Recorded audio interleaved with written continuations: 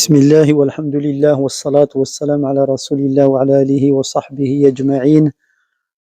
Dans le An-Nadhm al-Jali في الفقه الحنبلي, donc cet épître sous forme de vers concernant les définitions et les jugements se rapportant aux différents types d'adoration et d'action en islam dans le madhab, selon le madhab hanbali, donc dont l'auteur est Cheikh al-Fadfari. Donc nous sommes arrivés donc nous sommes toujours dans le sous-chapitre des menstrues et des lochies et des métroragies. Donc al-hayd wa nifas wa l'istihada. Et on est arrivé donc au 8e vers sur les 11 vers de ce sous-chapitre. C'est le vers 85 de l'épître dans sa totalité. Donc il entre dans le sous-chapitre donc dans le point qui traite de une autre forme de sang, donc le sang des lochies, après qu'on ait vu le sang des menstrues. Il dit, l'auteur, dans le vers 85, Amman nifasu fadamun yurkhir rahim lil wad'i dha bi arba'ina yakhtatim. Dans le vers suivant, 86, il dit Dhi ghalibun aydan wa lahdatun aqal wal hamlu mani'un li haydin mudhasal. Et dans le vers 87, wa hukmuhu kal hayd mutlaqan siwa iddati qur'in wa bulugh al mustawa. Donc le sens de ces vers, le 85, c'est quant au lochiz, al nifas, donc c'est un sang qui provient donc de la mère lorsqu'elle enfante, et il a pour durée 40 jours. Et dans le vers suivant, le 86, il dit cela est en général, cela représente la généralité, et le minimum en est un instant, c'est-à-dire qu'il peut se produire et s'arrêter en un temps court. Donc ce sont des lochies, cet écoulement suite donc post-natal. Et donc après ou plutôt post-accouchement. Et il explique aussi que le fait que la femme soit enceinte est un facteur, une cause d'empêchement de la survenance des menstrues. Et enfin, il dit que les jugements qui se rapportent aux lochies, à al-nifas, sont équivalents aux jugements qui se rapportent aux menstrues. D'accord? Il dit excepté le temps de viduité et la puberté. Donc, le premier de ces trois vers qui traite des lochies, donc je le répète, Amman nifasu fadamun yurkhir rahim lil wad'i dha bi arba'ina yakhtatim. Donc quant aux lochies, nifas, c'est un sang qui provient de l'utérus, comme c'est décrit ici, donc à cause de l'accouchement, et il est de 40 jours. Cette période est de 40 jours de lochies. Donc dans Zad al-Mustaqni', comme on sait dans le Nadhm al-Jali, il donne que les vers et qui représentent des définitions et des jugements, il ne ramène pas de preuves. C'est pour ça qu'on revient vers un autre livre du madhab hanbali, c'est Zad al-Mustaqni' de al-Hajjawi rahimahullah, et qui a expliqué, dont a fait l'explication un Cheikh al-Uthaymin, et lui ramène les preuves, car dans Zad al-Mustaqni' non plus, il n'y a pas de preuves, c'est juste des jugements et des définitions qui sont donnés, mais sous forme de prose. Et Cheikh al-Uthaymin, dans son grand sharh de ce livre, il ramène les preuves du madhab hanbali, et ensuite il ramène d'autres paroles, et il fait le tarjih, donc il donne la parole prépondérante. Donc al-Hajjawi, lui, exprime que au sujet de nifas, donc des lochies, il dit wa aktharu muddati nifasi 40 yawma. Donc et la plus longue période des lochies est de 40 jours. Donc le Cheikh al-Uthaymin explique donc cette parole, il dit les lochies, nifas, c'est le dernier des sangs étudiés dans ce domaine.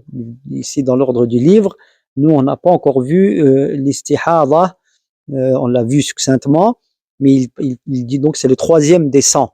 Donc, il dit, car il y a trois sortes de sang, c'est-à-dire qui proviennent de la femme et auxquels il se rattachent des jugements spécifiques.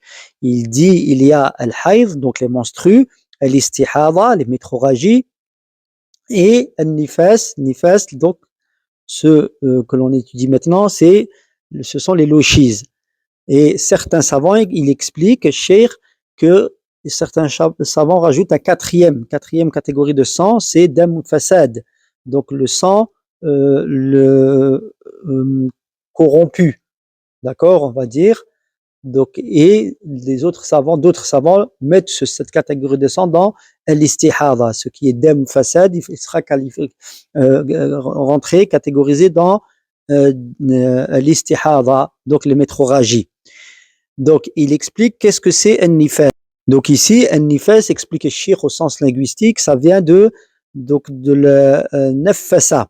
Nafasa Allahu kurbatahu. Donc Allah, il a allégé, ou alors il l'a libéré. Il l'a libéré de la difficulté dans laquelle il est. Donc, la personne qui est dans cette situation donc de libération, de difficulté, on dit qu'il est nifas. Donc la personne, elle est nifas. Donc nifas ici, c'est tiré donc de cela.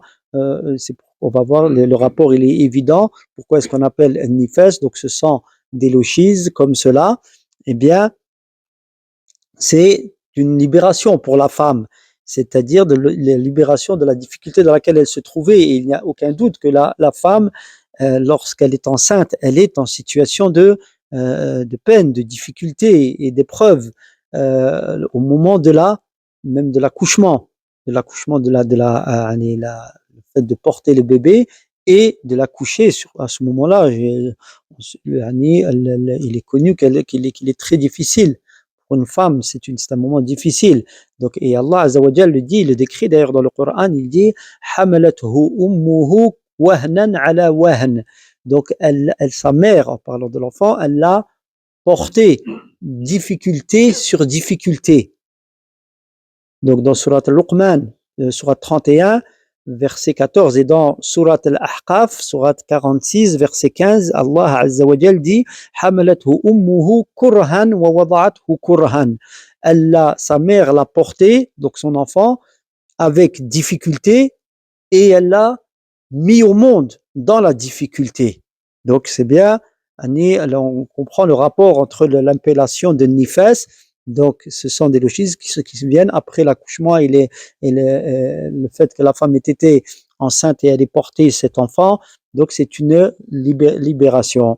Donc ensuite il donne le sens de nifas, des lochises au sens terminologique. Donc on a vu, nous, dans le nazm, ici c'est le vers que l'on traite, le vers 85, amma nifas fadamun yurkhir rahim. Donc c'est un sang, les nifas, les lochises sont un sang qui est évacué par l'utérus, et donc de part, il dit lil wada', cela est par la cause de l'accouchement. Et Cheikh Al-Uthaymin dit, donc au sujet de la définition, il dit nifas, donc les lochises, c'est un sang qui sort de la femme après l'accouchement, ou pendant l'accouchement, ou avant celui-ci, d'une période qui le devance, donc l'accouchement, d'une période de 2 jours ou 3 jours, avec les contractions ou sans les contractions. Donc, et ce sang qui sort avant l'accouchement, c'est un damu fasad qu'on a vu, donc un sang corrompu de corruption. Donc, et on ne le compte pas, ce sang-là. On ne le compte pas. D'accord? Donc ici, Cheikh Al-Uthaymin, il reconfirme que, parce qu'il y a une divergence, il y en a qui voient que dès qu'elle voit le sang, même avant l'accouchement, ils disent que alors ça compte dans les lochises, les nifas. Donc on a vu qu'elle doit donc arrêter de faire ce que fait la femme en état de menstrue. On a dit que c'était les mêmes ahkam, excepté les deux qu'on verra plus tard, les mêmes jugements. Mais ici, il reconfirme il dit c'est quel madhab qui voit qu'elle ne fait rien, même si elle voit du sang avant les contractions, avant l'accouchement, eh bien elle ne le considère pas comme du sang de l'eau schiste, donc elle continue à faire salat et à faire ce qu'elle fait d'habitude, et jeûner, etc. Parce que c'est justement nifas, fameux rapport avec le sens linguistique, c'est comme une libération. Et là, elle n'est pas encore dans cet état de nifas, de le tanafus, d'accord? Donc, elle continue tant qu'il n'y a pas eu l'enfantement. Donc ça, je répète, c'est le madhab shafi'i. Shafi'iyya, c'est dans le madhab des Shafi'iyya, pardon, qu'il voit ça. Et Cheikh Al-Uthaymin, il suit cet avis, apparemment, il dit parce qu'il est fort. Donc il ramène ensuite un point. Il dit, est-ce que tout sang qui sort au moment de l'accouchement, c'est des lochis, c'est du nifas? Il dit la réponse, il y a différentes situations. La première, c'est que lorsque la femme, elle fait une fausse couche, d'accord, et que l'enfant n'est pas encore développé, c'est une goutte encore, donc ce sang qui suit, c'est du sang de façade, du sang corrompu. Donc ce n'est pas du nifas, donc il n'y a pas les jugements ne s'appliqueront pas. Comme on le sait, les jugements d'interdiction de jeûner et de faire salat et les autres qui sont les mêmes que qui sont les mêmes que les jugements de menstru. Donc la deuxième situation, c'est que il dit, c'est qu'elle elle fait une fausse couche ou elle accouche de d'un fœtus développé et qui est arrivé au stade des 4 mois. Donc ça, le sang qui suit, ce sera du nifas. Et ça, c'est un point de consensus. Pourquoi? Parce que l'esprit lui a été insufflé au bout de 4 mois. Donc, et on sait avec certitude que c'est un être humain à ce moment-là, parce qu'il a reçu le ruh, donc l'âme lui a été insufflée. Donc, et ces deux points-là, le premier et le second, ce sont des points de consensus. Les savants sont unanimes là-dessus. Et c'est les autres points, donc il y a à leur sujet des divergences. Ensuite, le cheikh parle de la femme qui accouche, mais qui ne voit pas le sang des lochis, des nifas. Et cela est très rare, il explique. Et donc, en conséquence, si elle ne voit pas le sang, donc les règles du nifas, des lochis, ne s'appliquent pas à elle.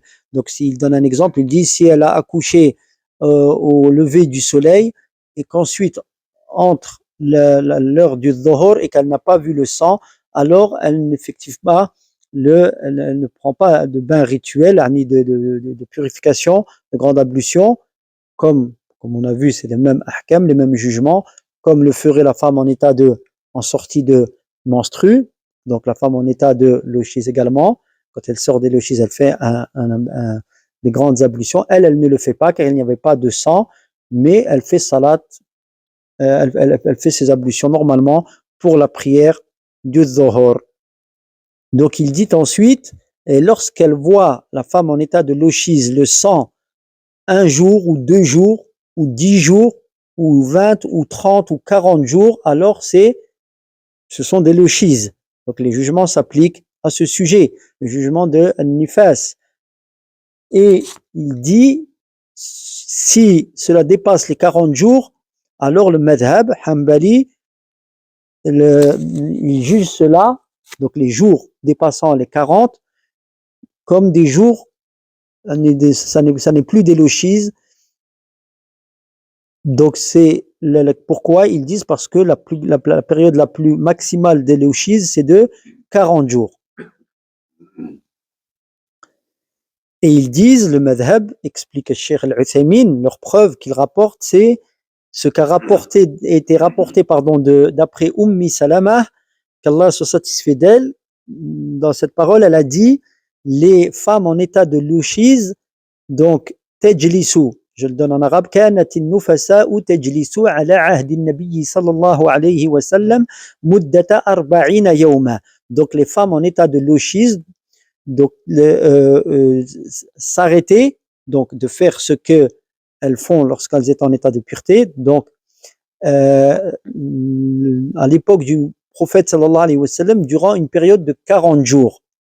Et Cheikh Al-Uthaymin explique que ce hadith, parmi les savants, il y en a qui l'ont rendu faible et d'autres l'ont rendu bon, et il a d'autres textes qui viennent le témoigner pour lui et le font monter au degré de bon. Donc il dit, et Cheikh Al-Uthaymin, après avoir dit cela, il se peut, il est possible, probable, que le sens de ce texte soit le fait que les 40 évoqués en celui-ci soit la période maximale des lochistes, tout comme il se peut que ce soit de manière générale. Donc il se peut qu'il y ait des variations. Toujours est-il qu'on retient que le madhab, lui, voit que c'est maximum 40 jours. Donc, et au-delà des 40 jours, ça n'est pas des lochis, ça n'est plus des lochis. Donc, il explique ensuite que si l'on prend la première possibilité, à savoir que le sens du hadith serait que c'est effectivement 40 jours et pas plus, alors il dit, dans ce cas-là, lorsque la femme atteint 40 jours de lochise et que le sang continue à couler, alors elle doit effectuer sa grande purification et reprendre ce qu'elle faisait d'adoration et d'acte avant ses lochises. Donc elle fait salat, elle jeûne, excepté si, lorsqu'elle sort des 40 jours, le sang coule encore et que ça tombe dans la période de ses menstrues habituelles. D'accord? Alors, dans ce cas-là, elle continue, elle passe du hukm des lochises au hukm des menstrues de al-hayd. Donc, elle n'a pas le droit de faire donc ce qu'elle faisait d'habitude, car le jugement reste le même. Et si l'on suit le deuxième sens probable du texte de Salama, radiyallahu anha, à savoir 40 jours, dans le sens où c'est de manière générale, alors là, si ça dépasse les 40 jours, qu'est-ce que ça va être quoi? Le jugement qui s'applique, expliqué Cheikh, c'est qu'elle va rester en état de lochise, même après les 40 jours, jusqu'à 60 jours. Jusqu'à 60 jours. On comprend ici, en apparence, que même si ça continue, ce sera le délai maximum, ce sera 60, même s'il y a encore un écoulement après. Et ça, c'est la parole de Malik, rahimahullah, de Shafi'i, rahimahullah, et Ibn Aqil, il a rapporté cela d'une version de Ahmed, donc d'une parole, parce qu'il doit avoir plusieurs avis là, c'est un avis de Ahmed, rahimahullah, qui a été rapporté par Ibn Aqil. Donc, pourquoi 60 jours? Ils expliquent que ici, on revient vers quoi? Ce qui est existant. Et on a vu, il a été remarqué, donc, avec l'expérience, que des femmes, leurs lochises ont duré 60 jours. Donc, ils s'en tiennent à cela. Donc, cet avis-là, ils utilisent le hadith de Salama, mais ils l'expliquent sur le sens de 40 généralement, la généralité. Il ne lui donne pas le sens de 40 et c'est tout. Et Cheikh Al-Uthaymin, ce second avis-là, il dit, pour lui, c'est l'avis prépondérant. Donc, le maximum, c'est 60 si le sang continue. Si après il continue, ça n'est plus les lochises. Donc, ensuite, il dit, selon les deux avis, quel que soit l'avis qui soit appliqué, 40 ou 60 au maximum, c'est si les jours qui suivent les 40 ou les 60 selon l'avis, ça tombe sur la aada de la femme en question, donc sa période de menstrues habituelle. Alors on rappelle que les femmes ont des menstrues habituelles, d'accord, à des périodes bien déterminées. Alors ça tombe durant cette période habituelle, sa période habituelle des menstrues, que les lochis, la période est finie, 40 ou 60, mais que le sang continue. Si ça tombe, si l'écoulement continue et que c'est en accord, même ça tombe au même moment que avec sa période de menstrues, alors elle passe de lochis au menstru. Ensuite, le cheikh donne un exemple, il dit une femme, donc ses lochis ont duré 40 jours, donc ils ont commencé au début, le premier jour du mois, et son habitude à elle de menstrues, donc avant de tomber enceinte, c'est que ces menstrues arrivaient le premier jour du mois jusqu'au 6e jour du mois. Donc, lorsque le sang continue, si le sang continue à couler du premier jour du mois jusqu'au 6e, donc alors ces jours, ce sera des menstrues, ce seront des jours de menstrues, parce que c'est en accord avec son habitude de menstrues. Et lorsque la période de nifas, de nifas, de lochis, donc est dépassée, alors ce sera du sang de istihada. Donc il y aura les jugements de l'istihada qui s'appliqueront, donc et qui l'istihada de la femme, parce qu'on avait vu les différentes catégories. Donc la femme soit sépare son habitude, la femme qui est en état de istihada, donc de métrorragie, soit elle regarde, parce que c'est un écoulement continu, elle regarde avant d'être en métrorragie, c'était quoi son habitude avant, et elle calque là-dessus, elle base là-dessus. Donc si elle était du 1er au 6e jour du mois en état de menstru, donc même si elle est en état de métrorragie, là on passe à l'autre catégorie, c'est l'istihada. C'est pour bien savoir que là tout est mélangé, mais il faut bien comprendre ça. Donc elle a eu ses lochis, elle a accouché, donc on a dit que elle, ses menstrues, elle les avait du 1er au 6. Elle a accouché, comme ça, c'est tombé, elle est tombée, elle a accouché le 1er. Donc le sang a commencé des lochis le 1er jour des menstrues. Lors du 1er jour de ces menstrues. Donc il y a 40 jours qui sont passés et le sang continue à couler. Elle va être en état de istihada, d'accord? Et donc elle va regarder, bien que le sang continue, le sang des lochis continue à couler après les 40 jours sur la vie des 40 jours ou après les 60 jours sur la vie des 60 jours. Mais le sang continue à couler, d'accord? Donc ça va être quoi son jugement à elle, ce sang-là, après les 40 ou 60 jours selon la vie? Ça va être du sang de métrorragie, istihada. Donc elle va se baser sur quoi? Donc sur son habitude avant qu'elle tombe enceinte. Par exemple, elle avait ses menstrues du 1er au 6, alors si le sang est continu, le 1er au 6 sera un sang de menstru et le reste sera le sang de l'istihada. Parce que au-delà des 40 ou des 60 selon l'avis qu'on a vu, des avis qu'on a vus, ce sera dam fasad ou alors dam istihada. C'est la même appellation pour la même chose. Donc ce sera son jugement, sauf le jugement qui s'appliquera sera le jugement de l'istihada, la métrorragie. On verra quel est ce jugement. Donc, on parlera plus de lochis. D'accord? Mais si elle connaît sa ada, son habitude à laquelle elle avait ses menstrues, mais le sang il coule, mais durant les